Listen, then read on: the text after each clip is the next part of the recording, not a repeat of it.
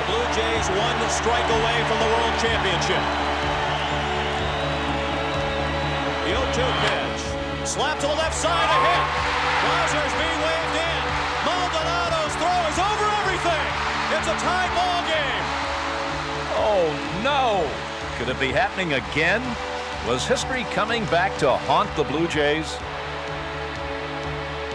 We've gone through some very tough stages where pitching died. Then we got stages where the offense has died. But I think each time it's happened like that, we didn't look at it like, oh gosh, here we go, we're going to start falling now. We just kept it going and just kept on working hard, and to me, that shows a sign of a true champion. 2-2 the score with 2 men on, 2 outs. The runners go on the 3-2 to Winfield. Down the line, a base hit into the left field corner. White has scored. Alomar comes around. The ball gets away from Gant. It's a 2-run double for Dave Winfield. And a 4-2 Toronto lead. I wish that there had been someone around on opening day just to see how focused this team was on what they wanted to do. And they have not stopped from day one. Mike Timlin saved only 1 game this year. Now he's on to save the biggest win in Toronto Blue Jay history. With a tying run at third and 2 down in the bottom of the 11th. 4-3 Blue Jays. Timlin. Nixon bunts. Timlin on it. Throws to first. For the first time in history, the World Championship banner will fly north of the border. The Toronto Blue Jays are baseball's best in 1992.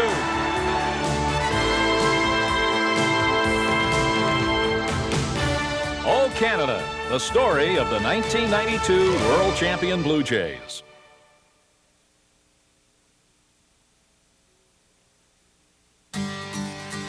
When the Blue Jays came to Dunedin, Florida last spring, they were, like any team coming off a division-winning season, a blend of cool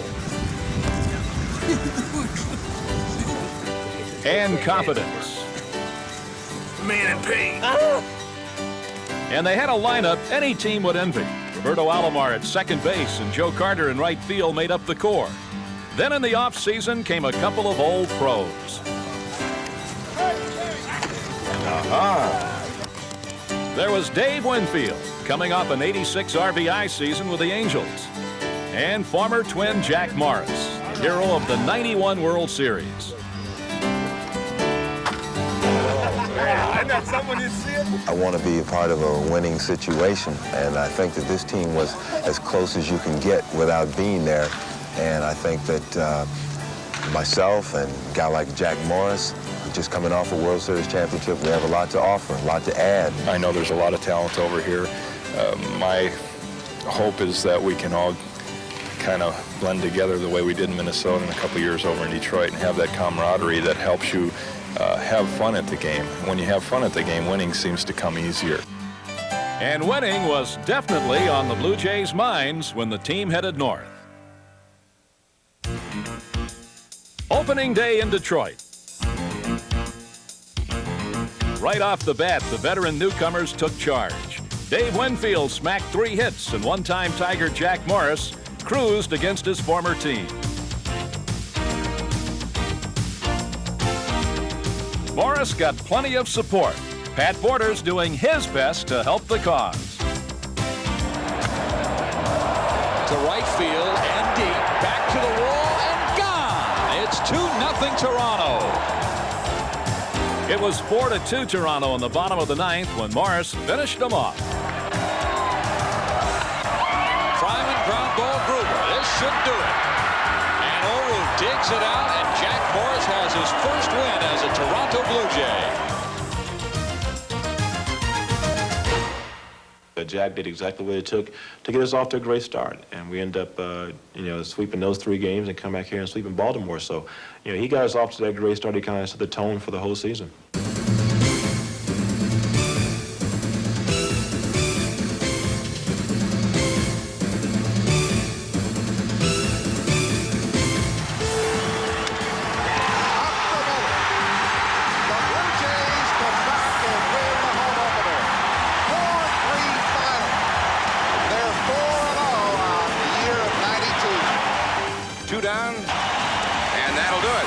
The Blue Jays are now 5-0, and they make it 2 in a row over the Orioles.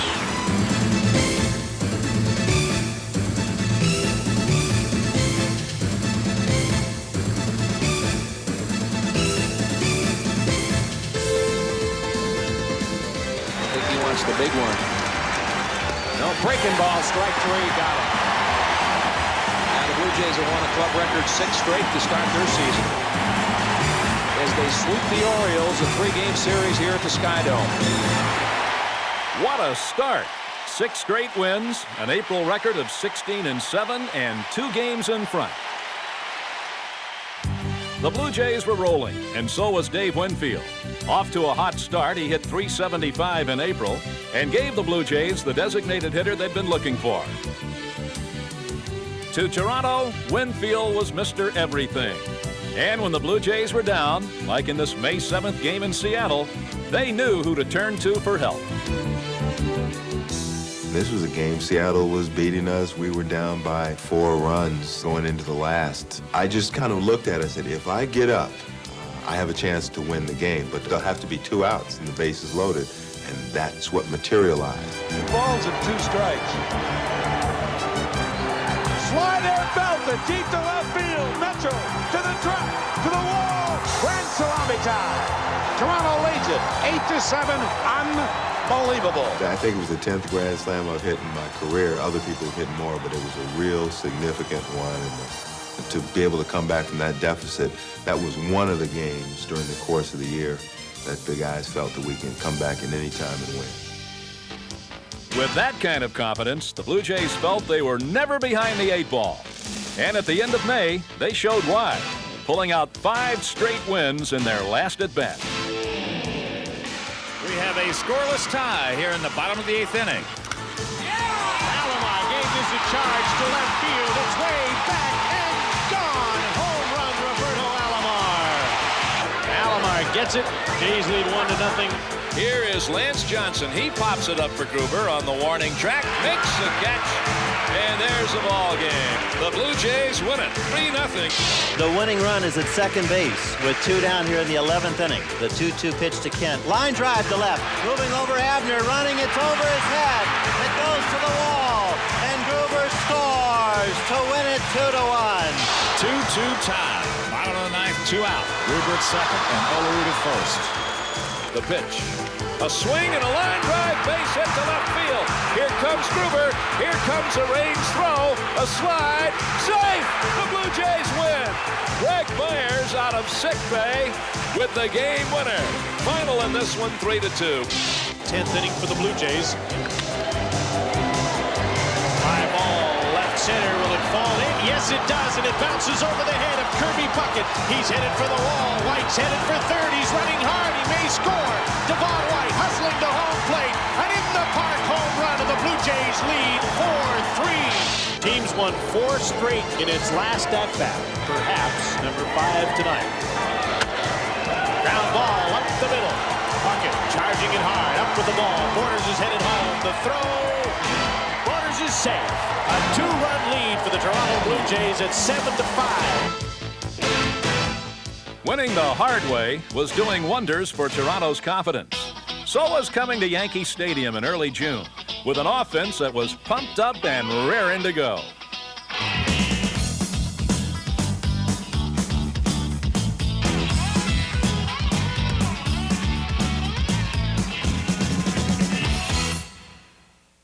Everyone got in on the act in blowing away the Yankees in Game 1. But the next night belonged to the strongman, Candy Maldonado, who produced a rare Yankee Stadium treat. It was Team Larry pitching. It was fastball that played. And adios. Hit way up in the air to center. Roberto Kelly is going back, and it's gone. Home run, Candy Maldonado. That's a long shot to center. It felt great because I knew it was a bomb. After he found out that I had never been up in that black area, I'd been upper deck and way back in other places, but never into that black area, the black hole in center field, and it took a monstrous shot to do it. He gives us one of these numbers about his biceps, and takes a strong man to get up there. The Candyman became only the 6th player to reach the center field bleachers at Yankee Stadium. He was also becoming a busier left fielder, what with rookie Derek Bell on the sidelines. I had told him that Derek was probably going to play most of the time, and I'd get him in there when I could. And I think he was a little bit worried about not performing, and of course Derek was out a month, so it gave Kenny time enough to pull himself together and get himself together, and it turned out pretty good for us. So did playing the Yankees. Toronto swept them. And then on June 11th, came home one game in front of the pack. They had to face the Red Sox and their redoubtable Roger Clemens. And that was hardly a pleasing prospect. That was a pretty big game for us because we hadn't beaten Clemens too many times, and he comes in here, I believe it was the first game that we had played them, and you know, it was a 4-game series, and Boston was looking to make up some ground because they were, you know, kind of reeling at the time. Once Joe Carter dropped this bomb on Clemens in the 3rd inning, Boston would be reeling even more. 3-1 pitch and high in the air. This one's way back and gone. Home run, Joe Carter. Carter's blast put Toronto up 2-0 and led the way as the Blue Jays jumped all over Clemens. Not once, not twice, but 3 times in all. Finally, Winfield's 8th inning homer put a 4-0 lead into the hands of Toronto ace Jack Morris, who outpitched Clemens with a brilliant 4-hitter.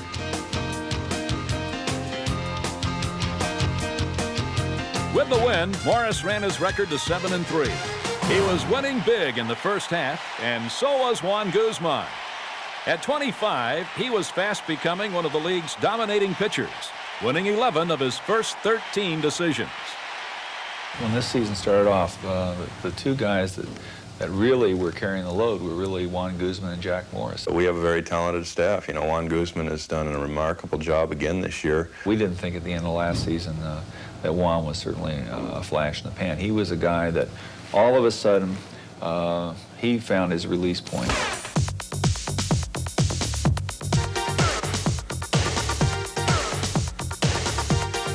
Juan Guzman is really starting to become so popular that people are saying, yeah, I got tickets to the Guzman starts. This kid's got great stuff.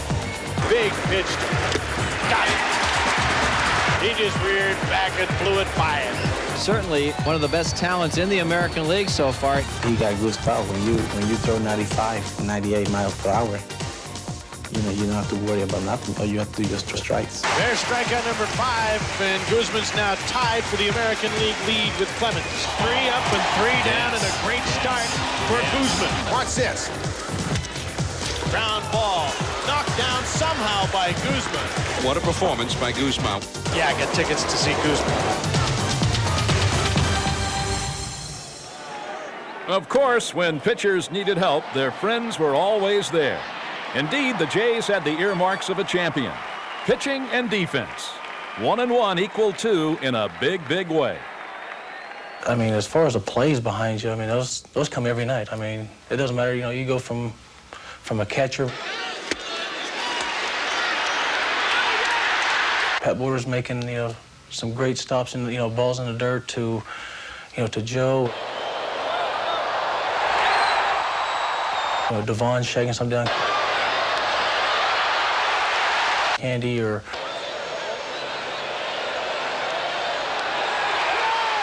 you know, Robbie and these guys diving for stuff, or John Olwood even diving for stuff.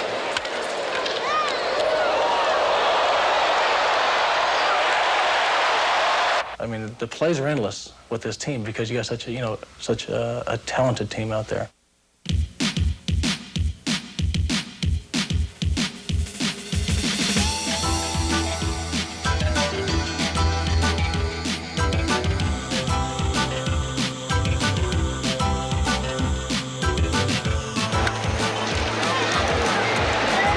Where the ball is gone. Maldonado running hard. Nice play by Manny Lee.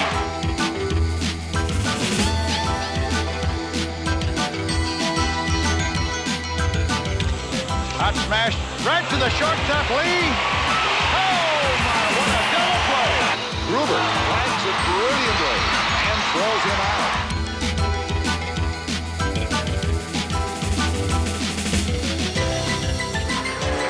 Runners going. Ground ball, Alomar shovels for 1, back to first. What a double play. Well hit. Devon White going way back and backhands it. Oh, great play by Devon White. Defense came to the rescue in this Canada Day game against Texas. With the score tied in the 10th and the bases loaded, Dwayne Ward delivered. Palmeiro ready, and Ward with the 2-1 pitch. Line toward the gap in left center field. Bell in a hurry, and he runs it down. Great running catch by Derek Bell. The Rangers leave the bases full in the 10th inning, do not score. Greg Myers made him pay in the last of the 10th. Wants him to bunt. No bunt here. Drive to the gap in left center. That's going to go to the wall. Derek Bell being waved around third, and the Blue Jays win it. What a way to jumpstart July. An extra inning victory at home and 7 more wins in a row. Toronto's longest winning streak in 5 years. And that's the ball game. Tom Henke gets to save number 200. Up the middle, base hit. Juicy's around third. The Blue Jays win the ball game. Back to the 2-2 battle with his hitter. Devon White tracking back, makes the catch, a complete game shutout for Jimmy Key. There goes Alomar. Hit into left field, base hit from Maldonado, and the Blue Jays win the ball game. Alomar took off, Maldonado got the hit, and the Jays have won 8 in a row.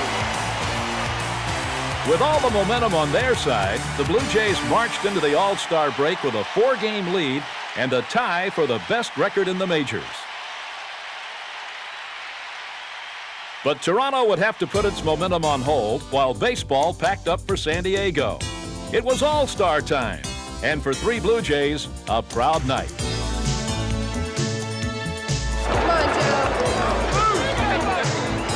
Making the most of his first appearance as an All-Star, Juan Guzman pitched a scoreless inning of relief. And being at this All-Star game was a special thrill for ex-Padres Joe Carter and Roberto Alomar. Okay, which side you hitting better from? Right side. Right? 366, right-handed. Uh-oh. So I should shade you to pull this. It was a great feeling. I think so. You always remember where you came from the first time, where you played the first game in the big leagues. And I was real happy to go back to San Diego and see some of the friends. We were very happy. I mean, I could not have pictured a better scenario. Being traded from San Diego, and then my first All-Star game was right here in Toronto, hometown. And then the second All-Star game was in San Diego, where you just came from. I mean, I had a lot of friends and family there who we wanted to go back and see. My kids enjoyed it. My wife enjoyed it. Everything was great about it. And for us to play, myself and Roberto to play, in front of our ex-hometown fans was quite a thrill. And then for both of us to start, I mean, that was also a dream come true. We went out there, we had a great time. We put together 7 hits there in the first inning. Robbie stole 2 bases in the second inning to tie the Major League record. So we enjoyed it and we had a great time there. For Padres fans, seeing some old favorites may have felt like old times. But to grateful Blue Jays fans, Alomar and Carter were bringing Toronto the best of times. The one thing about Joe and Robbie, the thing you can say about both of them is that they enjoy playing baseball. And you can watch them on the field. These guys enjoy playing baseball. They're having fun doing it. Unfortunately, sometimes in a particular occupation, people don't all the time enjoy their occupation, but they do. And I think that rubs off on the other players, and the fans, I think, recognize right away that these guys have fun playing baseball.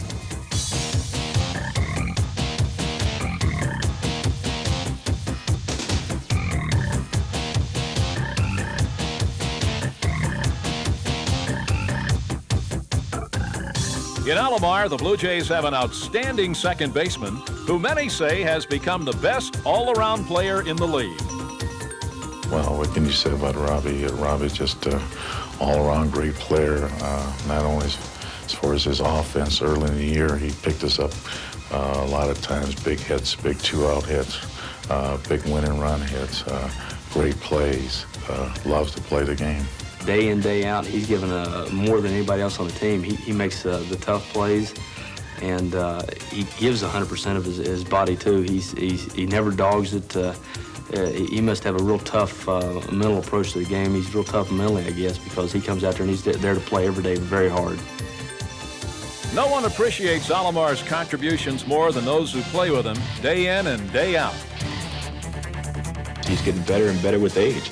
And, you know, being 24 years old and, you know, already had 4 years up under your belt and, you know, 3 as an all-star, I mean, the guy's just going to get better and better. You say Roberto Alomar and you put 3 dots beside it, you know, for infinity. He just keeps going on and on. Here's Alomar. That's why he's an all-star. Alomar goes out and just cranks this one. There goes Alomar. Takes it to second safely.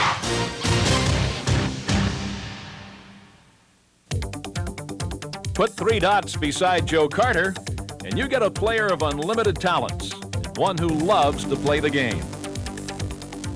But if anyone thought having fun and playing hard don't mix, consider Carter's 30 home runs and 100 RBIs, year in and year out. You want steady? You talk about Joe Carter. You want 100 RBIs? You want 25, 30 home runs? That's no easy task, year after year. Whether someone's hitting behind him or in front of him or not, he'll get it done. As the big 3 and 4 hitters in the lineup, Carter and Winfield see a little bit of one in the other. When I looked at him from a distance before I knew him that well, he reminded me, if I can say, a lot of me. Just his style on the field. We both played the same positions. We kind of reacted to the ball, offensively or defensively, in the same way. I do see a lot of myself in him and the things that we do. We both try to go out there. We stay healthy. We keep ourselves in good shape. We go out there. We play the game hard. We have fun doing what we do. It's not like a job to us. It's like, you know, like little kids at Christmas time, you know, with some brand new toys. Every day we're out there, you know, the fun, the excitement, trying to get the fans pumped up, trying to get our players pumped up, the teammates. We try to lead by example and not just by word of mouth. Make no mistake about it, in the case of Joe Carter, he leads the Blue Jays every which way.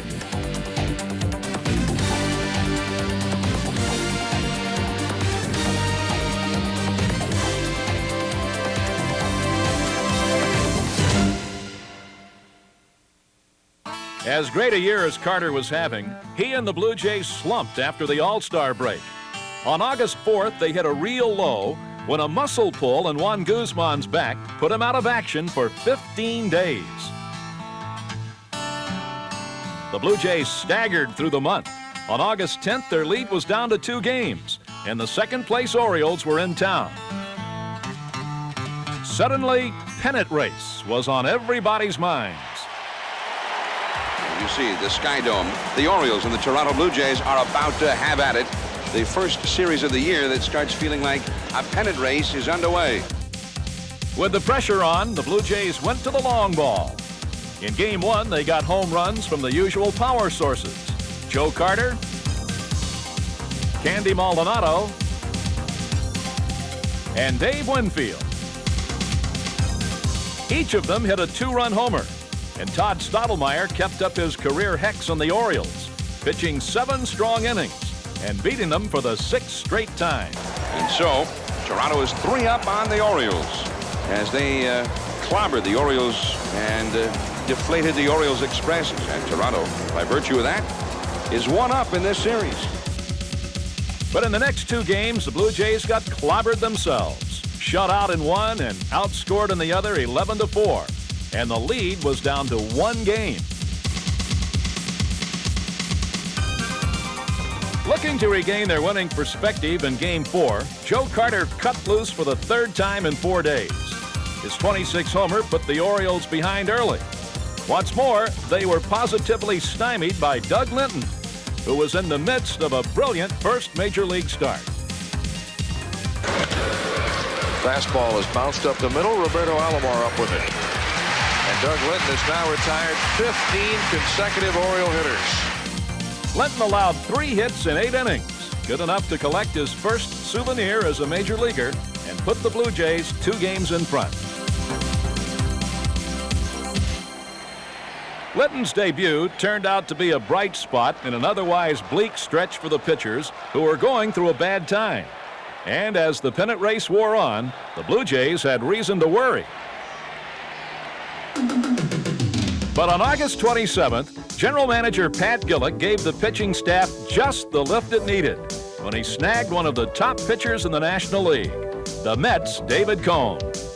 Believe it or not, about 2 or 3 days before it happened, we were sitting on the bench. I can't remember exactly where we were at, but I was talking with a few of the players, and I was saying the 2 best pitchers in the National League are the 2 best pitchers I thought had the best stuff in baseball. Was 1, Denny Martinez, and 2 was David Cone. And I didn't think anything else about it. And when I came to the ballpark, I came a little bit early that day, and one of the guys down up in the tunnel said, did I hear about the trade? I go, no, what trade? He said, we just acquired David Cone. And I went, who? I was like, no way, we just got David Cone? They said, yeah, for Jeff Kennett, play to be named later. And from that moment on, it's like I walked up the steps and I didn't even remember touching the steps. You know, because I was just so excited to be talking about the guy 2 days before, and now all of a sudden he's on our ball club. In reality, this is an extremely excellent opportunity for me to be, here on a great team and a great organization, a city that's really hungry to win, and a team that has a good chance to win. And I'm very fortunate to be here. It showed what the organization was made of. They're not afraid to go out there and spend some money to get what they needed, and right then we needed a big boost, and going out there and getting David Cone just solidified the whole ball of wax for us. Cone spent his first night as a Blue Jay sitting in the dugout watching the team try to snap out of its slump. But there was nothing the Coneheads or anybody else could do against Robin Yount and the still pressing Milwaukee Brewers, who were about to take on Jimmy Key. All the indications are in for a low-scoring ball game tonight. You got Jimmy Key, so Jimmy is the key for the Blue Jays tonight, and Cone may be the savior when he gets his first start tomorrow. But the Brewers had something entirely different in mind for this particular night, one the Blue Jays would just as soon forget. Base hit number 23, number 24, back with number 25. This is really painful, folks. 27 hits. Make it 28. That's the 29th hit. Make it 30 hits. That is the American League record. All time here tonight. 31 hits by one team in one game. 31 hits are the record the Jays would like to forget, but it'll stand forever. They lose 22-2. It's in the books. You come back out tomorrow afternoon and see what David Cone could do against the Milwaukee Brewers. But getting his feet wet as a Blue Jay was more like a drowning. Cone walked 7 and allowed 7 stolen bases. Still, the game might have been an omen because it marked the last time the Blue Jays would lose twice in a row. By the time the Brewers left town, the Blue Jays' lead over Baltimore was down to a game and a half. The good news was that August was mercifully coming to a close. But August might have gone a lot worse were it not for Jack Morris's 5-1 record. Even in pennant race time, he's a man who never gets rattled. Pressure is something that I'm sure is out there somewhere, but I haven't really looked at it too much because I found out at an early age that in our profession, just like in any other profession in life, all you can do is give it your best, and you're the only one that really knows what that is. And whatever other people expect of you is irrelevant because you know in your own heart, in your own mind that that was the best I had, win or lose. And it's easy for you to go to bed at night knowing that that was your best effort. He's the type of guy that goes out there and gives you innings. He never gives in to the hitters. Extremely aggressive. If there's a prototypical starting pitcher today that you'd want to pattern a young pitcher out of, it would be follow Jack Morris. Winning makes the summer go by fast and you smile a lot. And every time I'm on a quality team, a team that can win, I tend to smile a lot more. It's enjoyable. Nothing was more enjoyable than seeing Dave Winfield's clutch bat turn him into Mr. August. Here is the designated hitter, Dave Winfield. He has had a very good season for these Toronto Blue Jays and has displayed that style and class of a winner.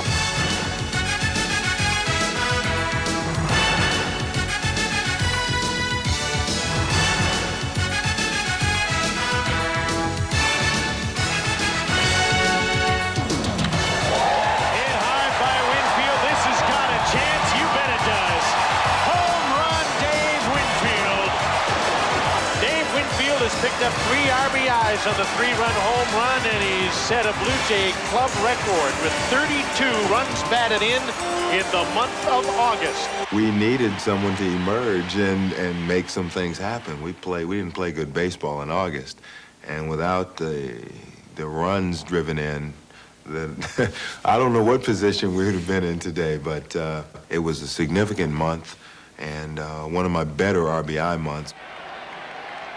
His numbers aside, Winfield was a true leader in Toronto, guiding the fans with whom he had a symbiotic relationship and the players. He's really not 40 years old. You know, it's just an age factor. But right now, he probably feels about 28, 29 years old and feel that he can play another 4 or 5 years. When Winfield wanted the fans at Sky Dome to make more noise, they were only too happy to oblige. Late in the year, I noted, in fact, I didn't know it was going to be an article that I headlined. I thought I was commenting for someone else's story, that the fans, if this club is to go far beyond where they've ever gone before, that it would be very good if they would make their presence known and make it a little uncomfortable on the opposition. I said they need to get more involved. And I did in a very positive way, and people understood it, and there has been a lot of positive response. There was no response more positive than the one Cito Gaston got every time he summoned his 2 aces from the bullpen.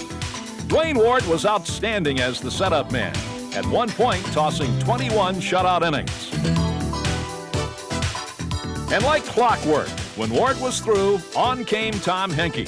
Between them, 10 wins and 46 saves. And from July 24th on, not one blown save. While the bullpen was cooking, Toronto was having a September to remember. For starters, Kelly Gruber found a way to get back into the good graces of Blue Jay fans.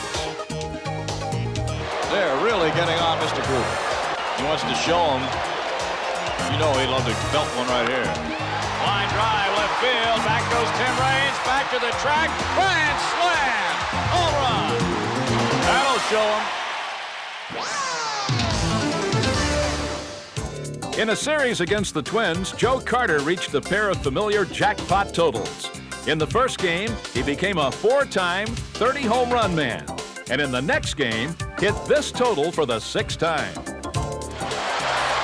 drives out into center field. Here comes Kirby. Can't get to it.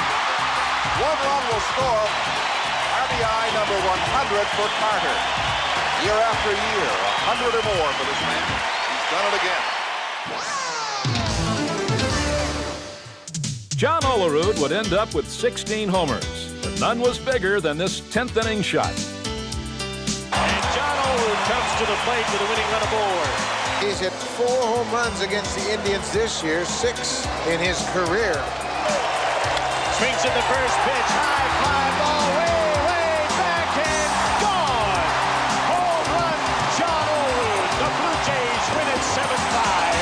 The 15th home run of the season for John Olerud. But as well as the Blue Jays were playing in September, they were having trouble figuring out how to shake their Eastern Division rivals, the Orioles, who'd been dogging them all season long with great defense. There goes Curtis. Line drive to third. Gomez steps on the bag. Throws to first. A triple play. 1 ball, no strikes. A line drive. Cal Ripken has it. The Orioles win. On September 22nd, with the Orioles 4.5 games back, the 2 teams met for a critical 3-game series in Baltimore. The Blue Jays were greeted by a rainstorm that held up the start of the game. But determined not to get swept, they opened up their own deluge in the first inning. A 2-hour and 42-minute delay before the start of this game, underway at about 10:15 Eastern Time.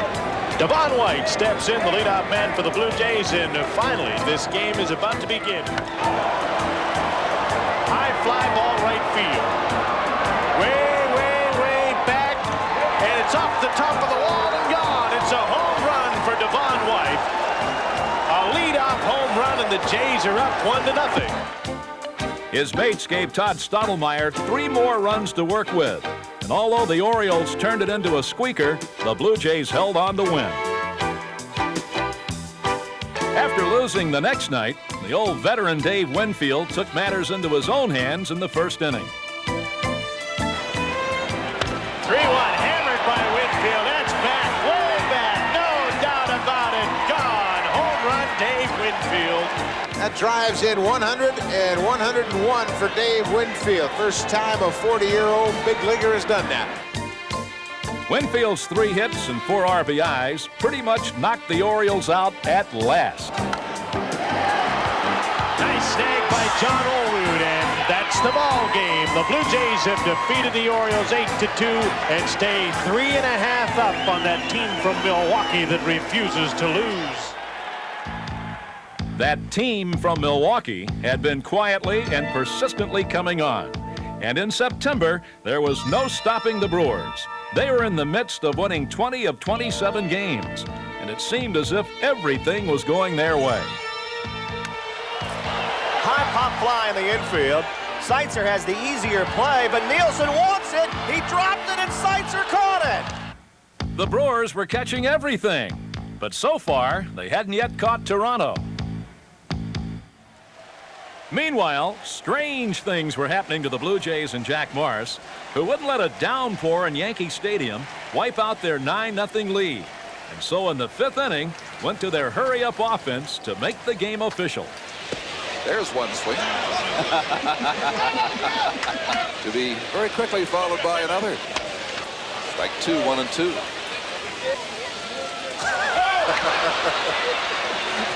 Well, that is one of the strangest strikeouts you will ever see.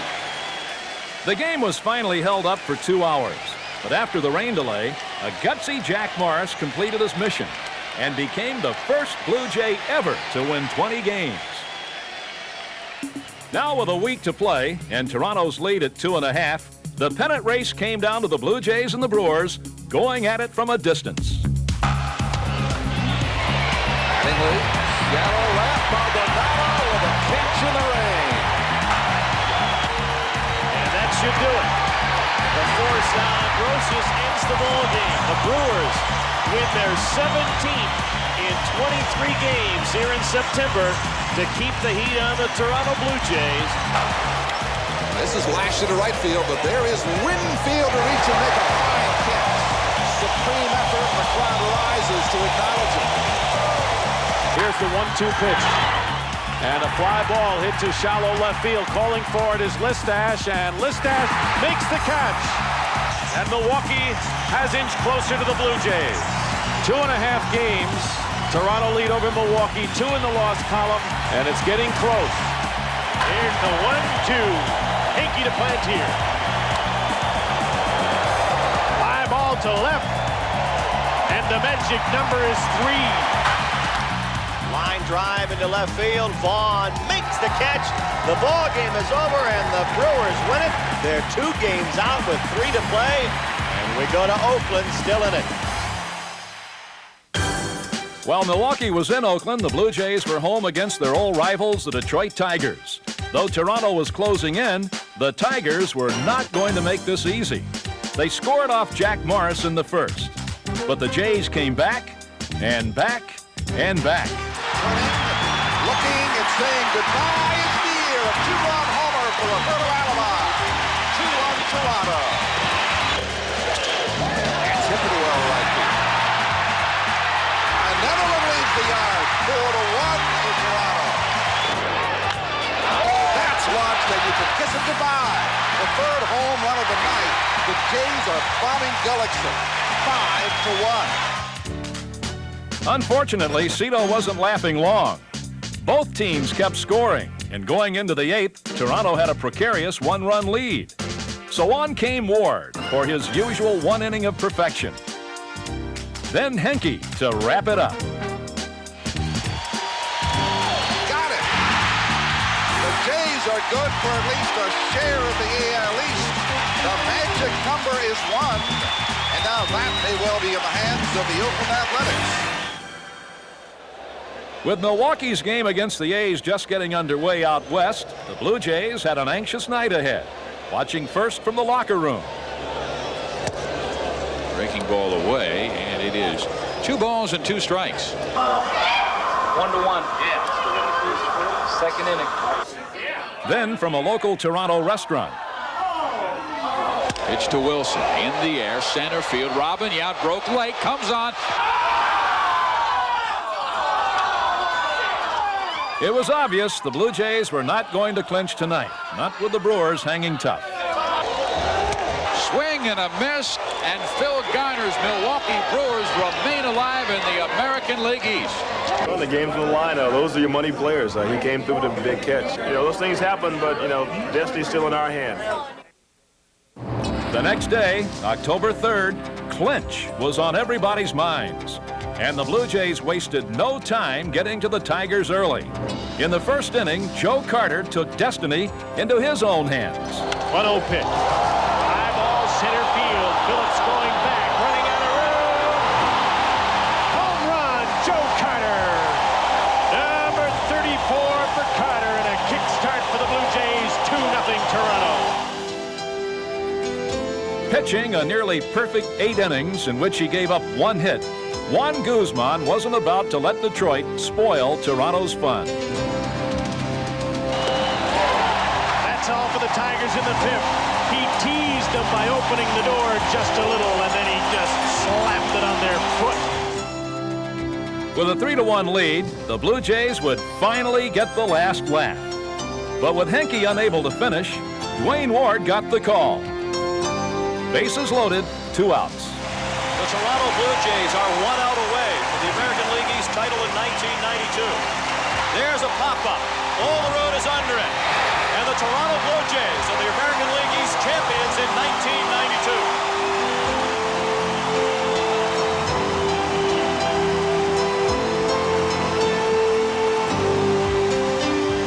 1992. For the Blue Jays, their 4th division title in 7 years. And 2 more clinches to go.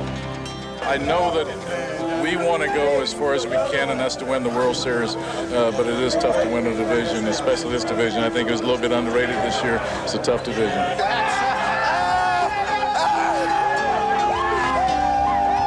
I'm a little reserved right now because I know that our job is not finished. We set out at the season, beginning of the season, to do 3 things, and we've accomplished 1 of them. We have 2 more to go, and bring on Oakland because we're playing good baseball right now, and we feel very confident. But first, the Blue Jays wanted to thank their fans. Once again, over 4 million. Only this was no ordinary Fan Appreciation Day. Not when Derek Bell was jolted out of the dugout by a teammate's prank that shocked the daylights out of him. Joe Carter giving away Derek Bell's Jeep. The winning ticket number is section 123. Congratulations. Crowd getting a large laugh at the expense of Derek Bell here this afternoon. Out came this vehicle. Now here's Derek Bell. He recognizes the vehicle. That's mine. And Carter and Winfield are inside. And on Fan Appreciation Day, they drew a seat. Derek, his mouth open in disbelief. And they gave his vehicle away. It turned out all right. Bell survived the shock and got his car back. As for the Blue Jays and their fans, they had a good laugh before getting down to the business of taking on the Oakland A's. Skydome, the site of Game 1 of the 1992 American League Championship Series, which right now is about 40 minutes away. A first pitch at 8:26 tonight. It'll be Jack Morris, the ace of the Blue Jays staff, going up against Dave Stewart, a man who has never lost in the playoffs.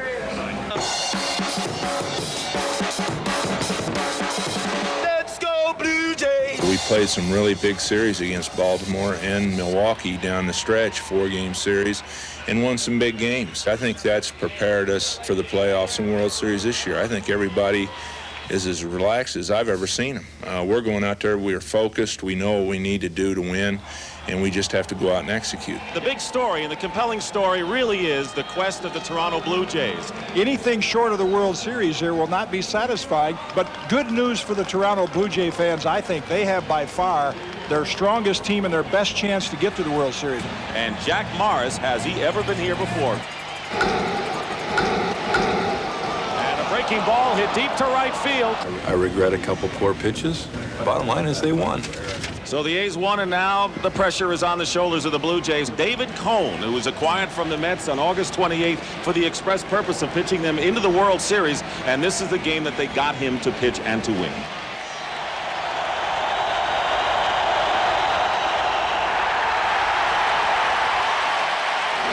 And a drive hit deep to left field by Gruber, way back, it's gone, a home run. And the Jays lead it 2-0. He is a hero, too. He's getting dogged all year. And now he's a hero. Toronto is getting contributions from the entire batting order, at least through the first 7 innings of the 3rd game of the series, something, as we said, they didn't get last year. Trying to get one here to give the Jays an insurance run, and it's passed. Mark McGwire down the right field line. Olerud will score, and they're going to wave in Borders and Manny Lee on at 3rd with a triple. You need night guys to win a series, and that's what we're trying to do. Today, Manuel Lee, Candy Maldonado, and 2 nights before was Kelly Gruber. So we're putting the pressure on them because we're still ahead. So we'll see what happens tomorrow. So if he gets hit, you ain't got to worry about it. You trust the chef. That's who you trust. The Blue Jays have not rallied to come from behind many times this year, and the A's have also protected leads extremely well. Runner at 3rd base. Alomar represents the tying run at the plate. And a drive hit to right field. Sierra going back, looking up, and this game is tied. Roberto Alomar, with his 2nd home run in as many days, has tied the game. The key hit, obviously, was Robbie's home run, but the rally in the inning before that, and I think Eckersley's little league gesture to us really inspired the boys. You know, he wheeled and swore and looked at us and all that crap that you do when you're a little league kid, and it came back to haunt him today, and we couldn't be happier. Playing against the A's at home and coming from behind like that against their best, you know, it really is special. You know, it gives some hope that, you know, we're very close to the goal that we want to accomplish. Come on. Do it, all right? Today. Good luck, baby. You're in TV now, huh? No, that's not rolling. Te bendiga. Señora. A ver si hoy pues. Me tienen a mí de cargabate, por Alfredo, me cago en 10. The Blue Jays are a team on a mission tonight because the Blue Jays are just that one elusive step away from going to their very first World Series. They lead the Oakland Athletics by a 3-2 margin. A victory today will put them into the World Series against either the Atlanta Braves or the Pittsburgh Pirates.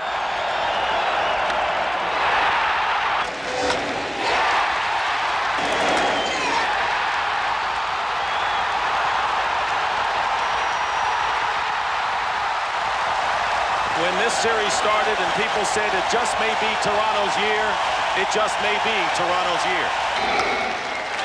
High fly ball toward the line and left. Calling for it is Maldonado, and the Blue Jays have finally won the pennant. We always had the confidence we were going to win it. You're not going to boast. You're not going to talk stuff. You're not going to, give them something to pin up in their locker room. We just wanted to go out there professionally and go after them every day. This has been a goal of the whole country, like you said. Everybody's rallied around us. We can all relish this thing together, and that's the way it should be. We had 3 goals in mind. 1 was to win the division, 2 was to win the LCS, and now the 3rd was to win the World Series. We've accomplished 2 of those, and we still got 1 more thing to accomplish. The dream was coming true. The Blue Jays were going to the World Series.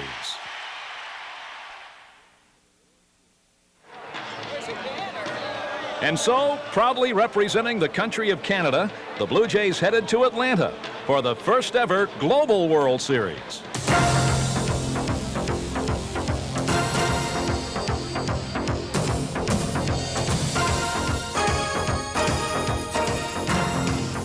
Tom Glavine opened the series with a 4-hitter. But 2 outs from victory in Game 2, Atlanta got a jolt from the Jays. Braves trying to take a 2-0 advantage in the 1992 World Series. And now Ed Sprague to bat for the pitcher Ward. He was 1 for 2 in the league championship series against Oakland. Well hit to left field. To the wall, Deion Sanders. Home run, Ed Sprague. Off the bench with a pinch hit 2-run homer off Jeff Reardon to give the Toronto Blue Jays a 5-4 lead.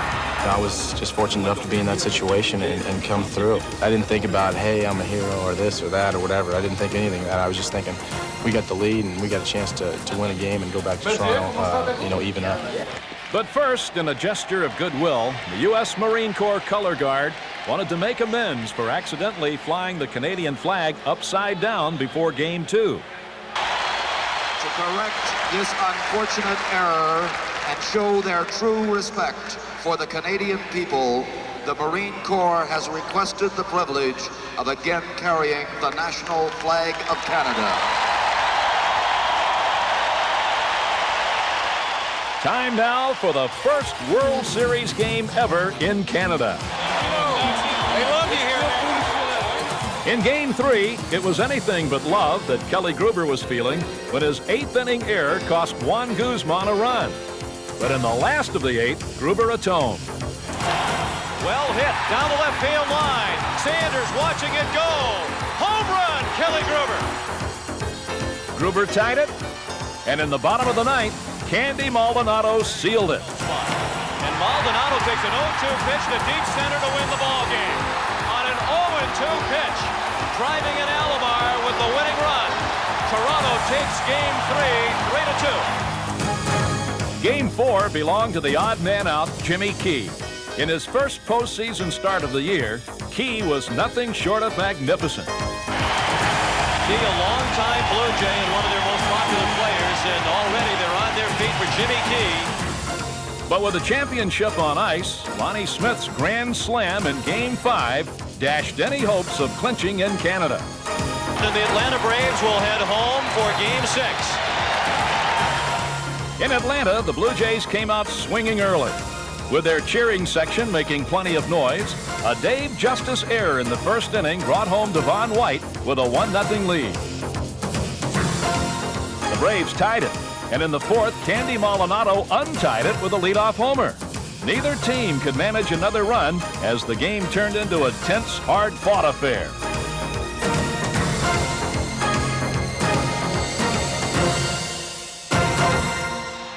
It all came down to the bottom of the 9th. Blue Jays up 2-1 and victory in their grasp. The Blue Jays 1 strike away from the World Championship.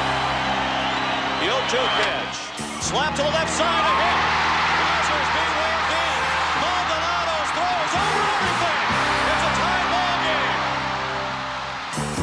But this Blue Jay team would not give up. 11th inning, 2 outs. They found a Mr. October in Dave Winfield. The runners go on the 3-2 to Winfield. Down the line, a base hit. Into the left field corner. White has scored. Alomar comes around. The ball gets away from Gant. It's a 2-run double for Dave Winfield. And a 4-2 Toronto lead. But it wasn't over yet. Not when the Braves rallied in their half of the 11th. The tying run at third and 2 down in the bottom of the 11th. 4-3 Blue Jays. Timlin. Nixon bunts. Timlin on it. Throws to first. For the first time in history, the World Championship banner will fly north of the border. The Toronto Blue Jays are baseball's best in 1992. And 46,000 fans at Skydome were there to share the ecstasy. For a team that had come close 3 times before, the burden of history had finally been lifted. That's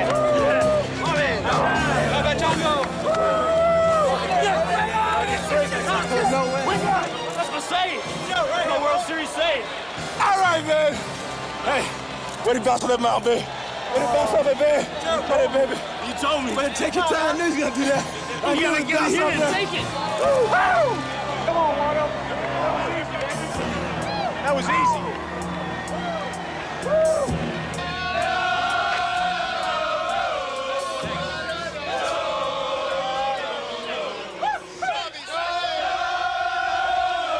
It's like a dream come true. That's all it is. I mean, to see everybody fight as hard as they fought all year long, and to get in this situation and to come out, on top, I mean, on top of a team that just wouldn't quit in the Atlanta Braves. I mean, they fought as hard as they could, and so did we. And I'll tell you what, it's just a nice feeling to come out on top of these people. In Toronto history, I'm always going to be there because that last out will always be shown. I didn't want to give the ball up, but Timlin begged me for it, so I said, hey, you did a hell of a job. He filled that bunt. You know, I told him that Otis may be bunting. To be aware, he went up there and made a great play. And, you know, hey, what more can you say? We did our job. It was 3 for 3 in 92, and we won all 3 things that we set our goals for. Hey, Jack, man. That's all right. An old pro. We put so much energy into this all year, so much focus, intensity, but I know what it feels like. It finally pays off. It's been a long time. There's been a lot of adversity, a lot of difficulties, a lot of good times. But to be on the best team in baseball, in Major League Baseball, that's a thrill. Man. It was one of the key reasons we're here, and having him get the big hit to put us ahead in the 10th inning, how appropriate. The guy deserves it. I mean, it's wonderful. It's a world championship ring for a guy who's persevered so long, so hard. He deserves every minute of it.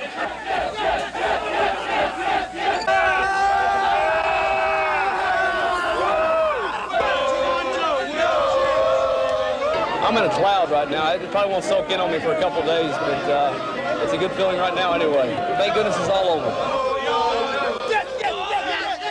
But for series MVP Pat Borders and the rest of the Blue Jays, it wasn't officially over until they came home to share it with all their fans, nearly 500,000 of whom poured onto the streets of Toronto to honor a proud moment for Canada. And what could be sweeter?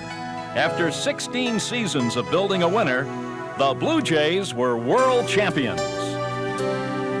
I had a wonderful year with the boys, with the city, with the fans. All I want to say is thank you all. You all deserve it. God bless you. And like they're talking now, gotta do it again. See you then.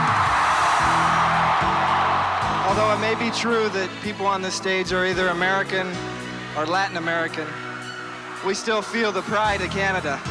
We see the flags. You don't have to be Canadian to feel that pride. Don't ever change. Thank you very much. You people follow instructions well, because halfway through the season, Mr. Winfield said he wants noise, and I tell you what, you've been giving noise ever since then. You got this town pumped up, and more than not, you got this team pumped up, because I tell you what, these guys came ready to play every single day. We did it. We're world champions. We're all #1. Thank you. Let's hear noise. Winfield wants noise. All right. I want to thank everybody. This has been beautiful. We hope to do it again, but I'll leave you with one last thing. If you'll all turn around, right above the Jumbotron,